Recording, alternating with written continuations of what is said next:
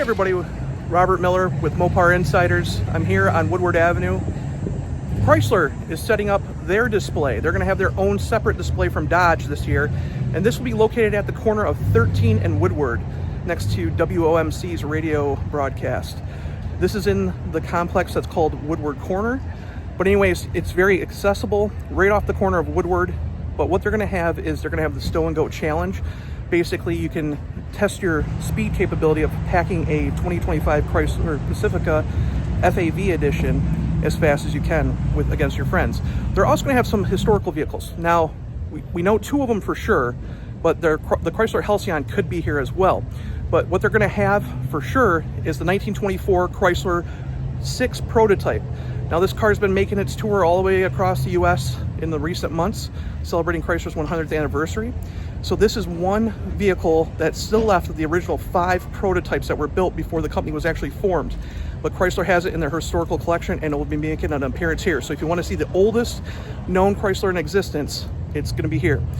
The other vehicle that they're going to have on display that we know for sure is a 1955 Chrysler 300. It's the one that kicked off the 300 nameplate, was the first one to have a HEMI in it. So that will also be here. That's part of their historical collection.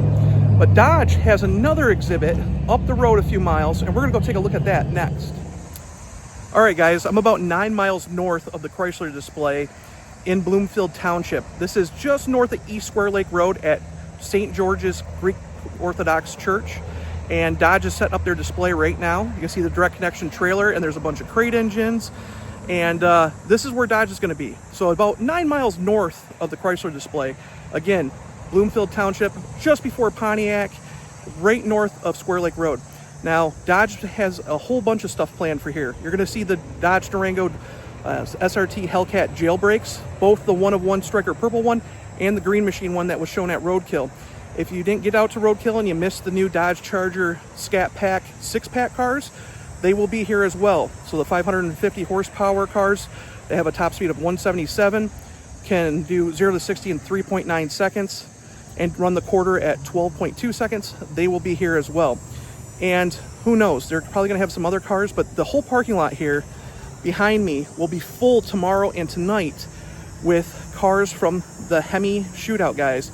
We're going to be up here. I got a spot reserved for my 2025 Dodge Charger Scat Pack, as well as our 1979 Chrysler 300.